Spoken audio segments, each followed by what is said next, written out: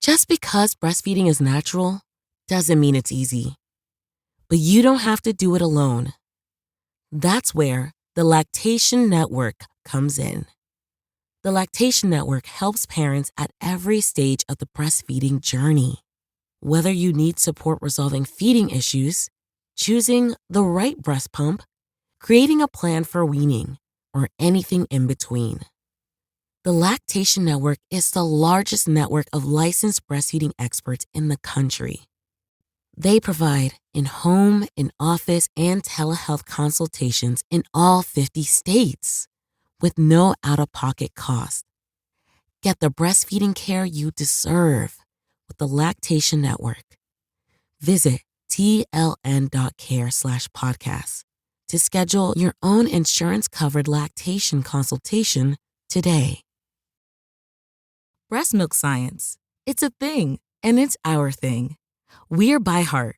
Our mission is simple: make the best infant formula in the world. We partnered with breast milk scientists, world-class doctors, and passionate parents to write a new recipe from scratch. And while we put a lot into By Heart, there's a long list of things you won't see on our ingredient list, like corn syrup, soy, or palm oil. Curious if By Heart is right for your baby? New customers can shop the starter pack and get 2 cans for the price of 1 at byheart.com/getstarted. This is a limited time offer. Additional terms and conditions apply.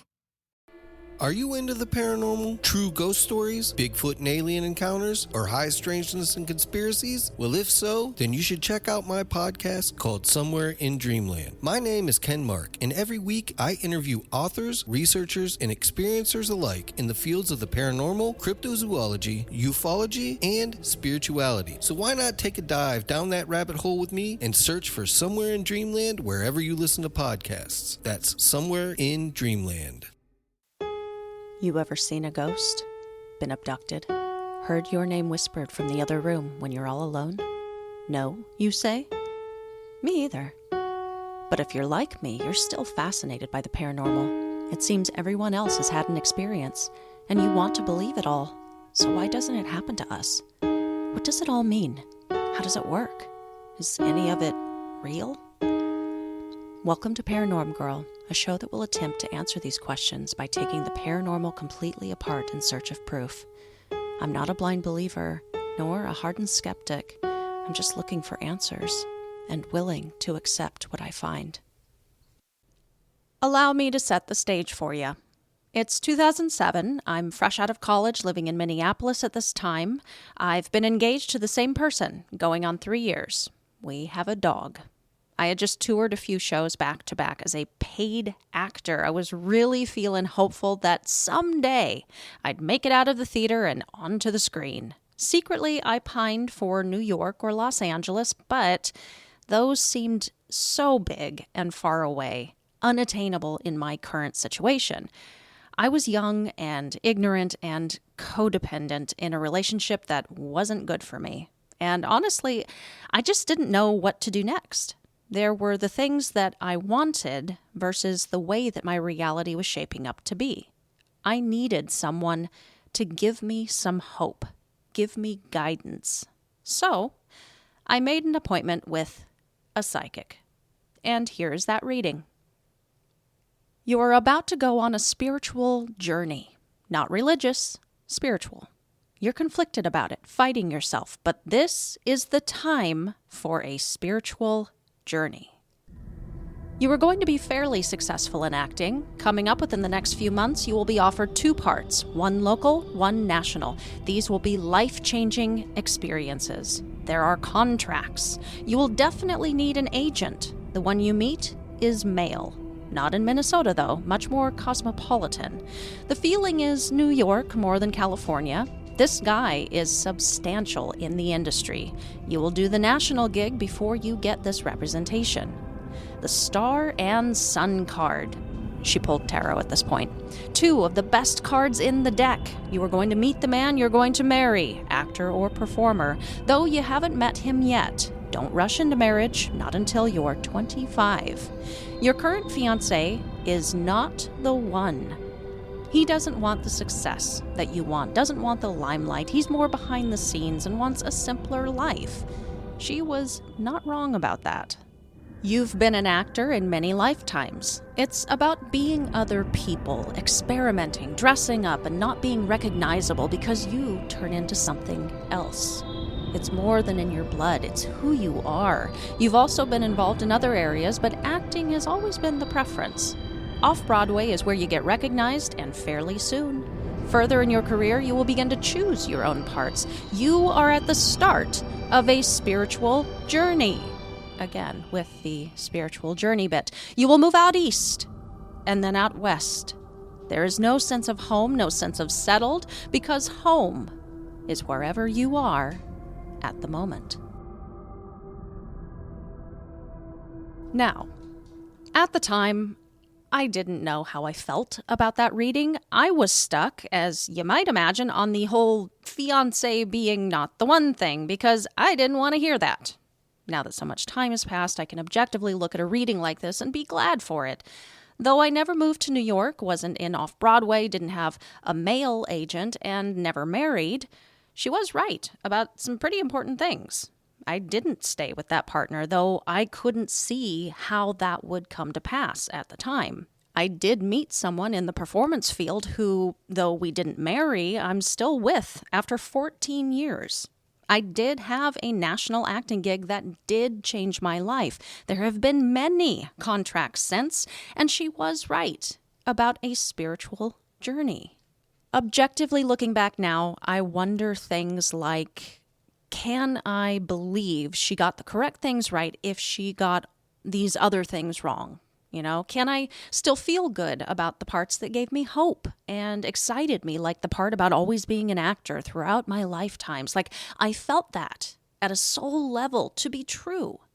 But maybe I just wanted it to be true? But we do have to consider, does a reading like this, when processed through an impressionable, hopeful mind, have the potential to do more harm than good? I think it can. Can the details that these readers relay cause us to make illogical choices and life-changing decisions based upon the information? I think they do. Whether consciously or unconsciously, if you hold any superstitious tendencies at all, or a willingness to believe what others tell you, it can definitely have an impact. So there is an ethical dilemma to be considered, no matter the outcome. And whether or not the reader is genuine or full of crap, they hold quite a bit of power and sway. Because from centuries past to the present day, human beings, being the way that we are, have never seemed content to leave the future or the past where they belong.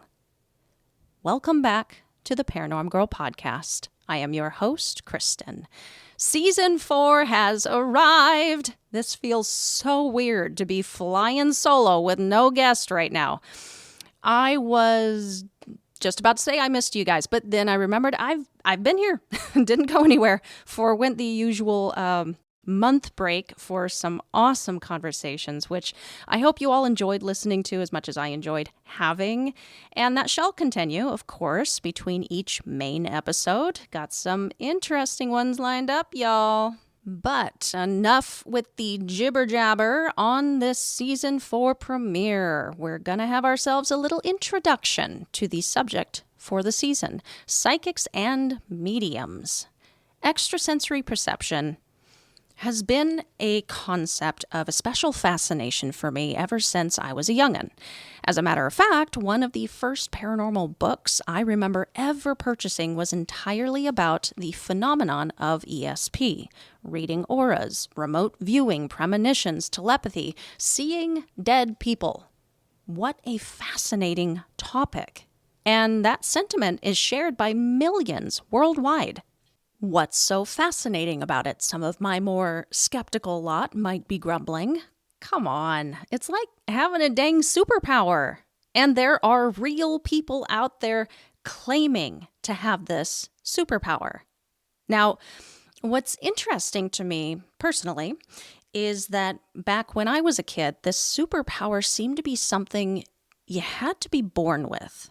It was a mystery and, unfortunately, not something that everyone had access to. So you had to go to a psychic, a medium, a tarot, or a palm reader. However, thanks to online communities and groups who celebrate this extra sense and educate themselves and others about these abilities, and a whole World Wide Web ripe for sharing and connecting and relaying the information at top speed with whomever you want, it's not such a crazy concept anymore that just about anyone willing to work this atrophied muscle can do it too. All one has to do is train. And what better way to convince myself that this phenomenon, this ability is real, than to try it myself? Here's what I'm thinking. For the next few months, through to the conclusion episode, I will genuinely, sincerely put myself to the metal and train to strengthen one extrasensory ability. Down, down, down, down, down, down, down. Bow, bow, bow. I'm a real star come karaoke night, y'all. I am leaning toward developing the ability to read auras, but I'm going to leave it to you guys. I'll put a survey up on social media this week, and you guys vote, and then that's what I will do. I will announce it on the next episode and begin my journey. I think I will also be taking this opportunity to strengthen my meditation skills. And by strengthen, I do mean actually start a meditation practice and stick to it. I have wanted to be peaceful and serene and accessing my delta brainwaves ever since I was a teenager. I distinctly remember including in a class report in middle school that one of my favorite pastimes was meditation because I was a teenager who thought she knew everything, of course. My teacher pulled me aside and asked me if I really meditated. I said, yes. Felt really proud of myself. He asked me, what does one do when meditating? And I said, focus on the breath, man, because I was a dork who regurgitated smart and deep-sounding information that I came across. And Paranorm Girl was born. Just kidding. My point is, I didn't know what I was talking about. I just thought I did.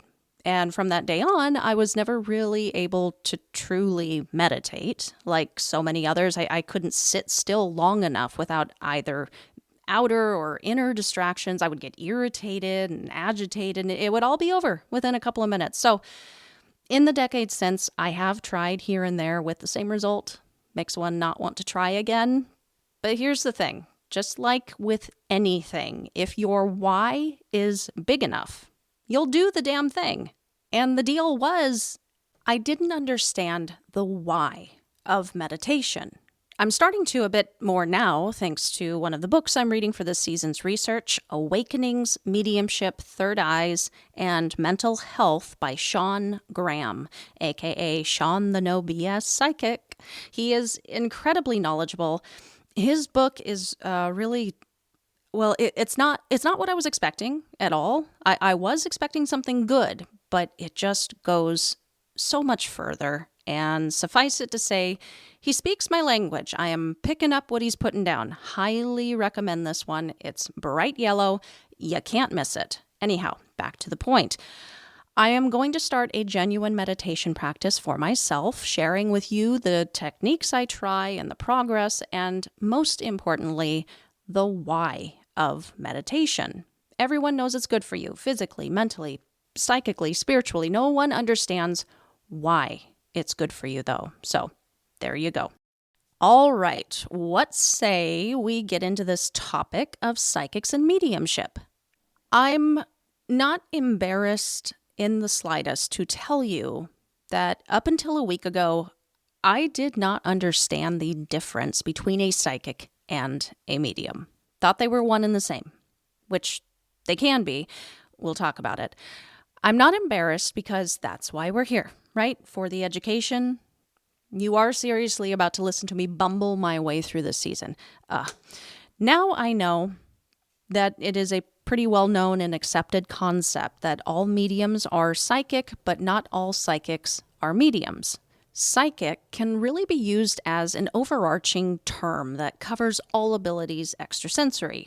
Telepathy, divination, astral projection, aura reading, yes, mediumship, and really any other extra ability or sense you can think of. So, to be psychic, one would simply have one of these abilities. They have the sixth sense, the gift, the third eye. They are sensitive. But psychic, while it is an all-encompassing adjective for this world of extrasensory, it is also a noun describing the person who has any one of these abilities. A medium, on the other hand, included under that umbrella, is someone who has the psychic ability to channel specifically with discarnate spirits, guides, passed on loved ones, and the like. And within the world of mediumship, there are two main types: physical mediums and mental mediums. Though mediumship does go back much further in history, it really gained widespread popularity during the spiritualist movement in the 1800s, specifically thanks to the famous Fox sisters and their seances. You best believe we will be talking about them and that. Physical mediumship really was their forte. It can involve all of the things you have ever seen in any TV or film clip of the stereotyped portrayal of a physical medium. Table rapping, disembodied voices, people feeling spectral hands gripping them in the dark, levitation, automatic writing, and the materialization of ghostly faces, hands, full body apparitions, and ectoplasm, which was one of the topic suggestions for the season, and we will be exploring at length later.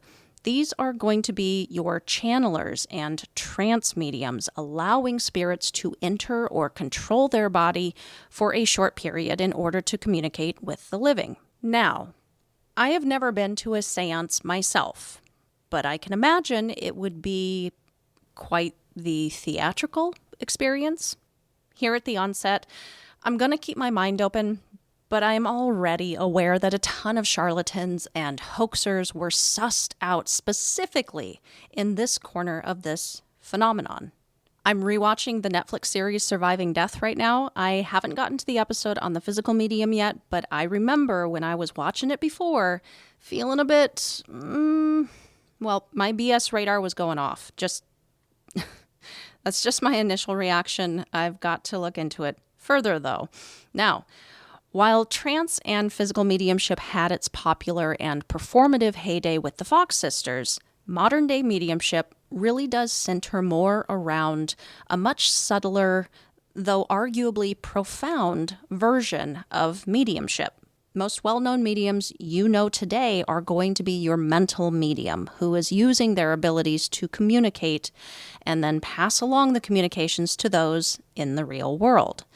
Any medium would technically be able to call themselves a psychic medium, but I think especially the mental medium, due to how they are channeling that information. The communications are probably coming to them via their clair sense of strength or choice, and all of the clairs are psychic senses. We're going to specifically be diving into the clairs in an upcoming episode. Interesting stuff, y'all. It's not just clairvoyance and clairsentience and clairaudience, you guys. There are more clairs. And I, of course, had no idea. As with most all paranormal subjects and topics we've covered and will cover, save maybe the Mandela effect, this one spans back to our earliest origins. We can see examples of it in the Bible, in old magical texts, in hieroglyphics with the living's letters to the dead, in ancient Greece with their oracles.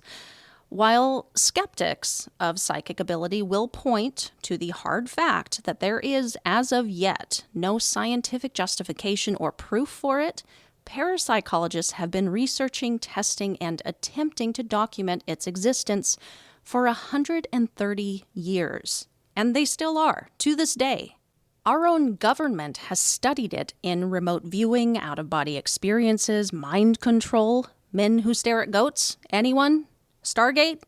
So long as we have the time, I would like to get into what the military was getting up to with Stargate, as well as what the Monroe Institute and the Gateway process is all about, as well as the Society for Psychical Research, all big topics in and of themselves. we certainly have our work cut out for us. We'll also be taking a nice long look, as always, into the very skeptical and rightfully so side of all of this. There are many different ways to fake these abilities, especially when those who are faking it choose to prey on those of us with hope in our hearts and a willingness to believe them. Some of the cold reading tactics and mind trickery techniques used by charlatans and performance artists and magicians alike are pretty dang interesting and pretty convincing if we are but dealing with a fake reader. And it's easy enough to be duped, even in the face of the burning hole in your pocket and that nagging doubt.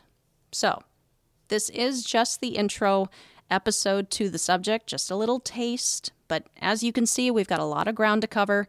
Seances, skeptics, cold reading, parapsychological research, communicating with the dead, charlatans, hoaxes, ectoplasm. Like I said, we've got our work cut out for us. Rate and review the show wherever you are listening. Share this show with a friend. Friends, I like meeting new people. I like making new friends. If you've got a personal experience you would love to share about your reading with a psychic, medium, tarot reader, crystal ball gazer, palm long looker adder, I would love to hear it and share it at the top of an episode. Submit your story to paranormgirlpod@gmail.com. And in case you missed the announcement last week, American Paranormal Magazine is featuring Paranorm Girl in their July issue. You can place an order for it at paranormalzine.com. That is paranormalzine.com. The shipping is included in that cost, which is really nice, and they are going to start sending those out starting July 5th. So go get you a copy and check out their other issues as well. They put out some really cool content. Finally, I must shout out and celebrate a patron of the show, the Patreon Trailblazer, the first of their kind. Thanks to Omo, you lovely, lovely human, for signing up for my higher education tier. Your support means so much to me and to the life of the show. I'm eyeballing some extra equipment to add to the setup here, and your contribution is going to help me do it so that I can keep churning out awesome content week after week. It will go to good use, my dear. Thank you for your support. That's it. So glad to be diving into the thick of yet another educational journey with you lovely folks. Allow me to take us out with a final note.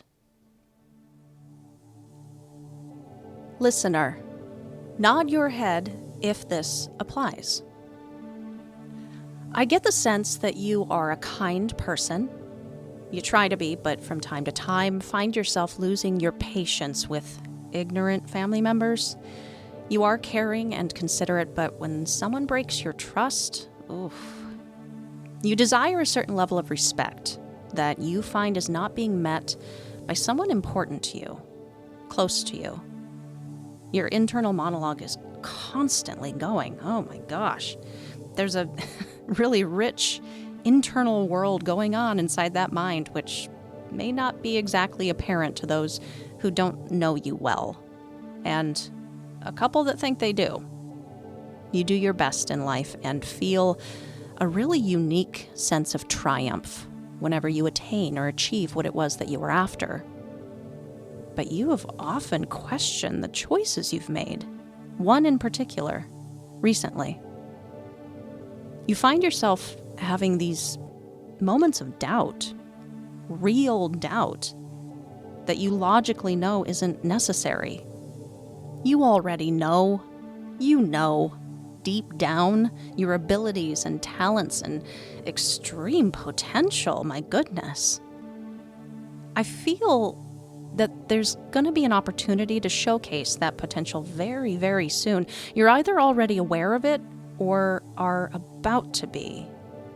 Your guides are telling me to tell you, this is the time. Do it. Take your shot. And so on and so forth. I think you are gathering by now what I'm doing. Many skeptical videos on YouTube do something similar to prove the point that a cold read, such as this, can apply to just about anyone. And no matter how intelligent you are, anyone can be duped, because it does, for the most part, apply. I myself have had readings just like this. I know they were garbage. I probably knew then too, but I've gotten wiser and fine-tuned my BS radar as I've aged, not the other way around. I can still be tricked, of course, but I like to think now I might be more inclined to listen to that BS radar. Here's the thing, though. I don't believe all psychics and mediums are simply cold reading you, fishing, shotgunning, and seeing what sticks. Heck, I don't think all are warm reading, as I couldn't have done just now because I can't see you and your nodding head or shift in posture or your micro smirk. And I don't think they are all hot reading, gathering all relevant information about you beforehand, as many, maybe in order to prove that they aren't hot reading, don't even ask you for identifying information beforehand. Rob Guttrow, the pet medium, he was on the show. He only asks for one thing, a picture of your dog, so he can concentrate and tune in. No gender info, no age, just a photo. And he gets some incredible information from whatever this process of his is. Sean Graham, the author and psychic medium I mentioned before, same sort of deal. He does do in-person readings, but a lot of time is spent sitting on the opposite end of a telephone with only your name and your question, if you wish to give one. Or not, if you don't. He gets some amazingly accurate hits, either way. There is much about this phenomenon that makes me a believer in the possibility of its legitimacy and its integrity. However small the pool of genuine practitioners there may actually be. And then there's James Randi and his unclaimed $1 million that makes me seriously doubt my own belief. But maybe no psychic or medium can come forward to claim it because they already know that though they are genuinely getting information from somewhere ethereal, it just doesn't work that way. They are interpreting information. There is no one on this planet who can give you exact information, names, dates, what you ate yesterday, the lottery numbers, unknown to them and on command like that. Again, it doesn't work that way. Or so I've been reading. And based on my initial research, we should consider the actual, legitimate, fine line that does reside between things like shotgunning and cold reading versus an actual, genuine reading. They can look very similar on the surface because both require a certain level of interaction and confirmation from the sitter. Can a genuine medium still contact your great-grandfather and bring you communication though you refuse to say more than yes, no, shrug, uncross arms, recross the other way, blank stare? Yeah, I think they can. But just like any tarot reading, it would benefit you to participate a little more. Give the information coming through some life. It does take your participation to confirm that the reader is interpreting certain things correctly, so that they aren't giving the information a personal spin, and so that you walk away with the confirmation that you needed to hear. My own personal experiences, having had readings, point to both sham and what I believe to be real. I've had both. That has been my experience. And let's not forget one thing about this. A reason that many of us might go to a reader on a whim, even if we don't truly believe, or tell each other's fortunes as kids in the wee hours of the night on a sleepover, or look at our horoscopes every morning out of curiosity, is because it's fun, it's entertainment, it's exciting. But I, possibly along with you, have a lot to learn, and I will be ready for that truth, whatever the ultimate outcome may be. Thank you guys for joining me once again for another season. I cannot wait to see where this goes. Join me next week for a conversation with Keith O. Evans, paranormal researcher and author of The Hayes House, Ghosts Are People Too. Very much looking forward to it. For now, though, stay safe, keep the nightlight on, and sleep with one eye open.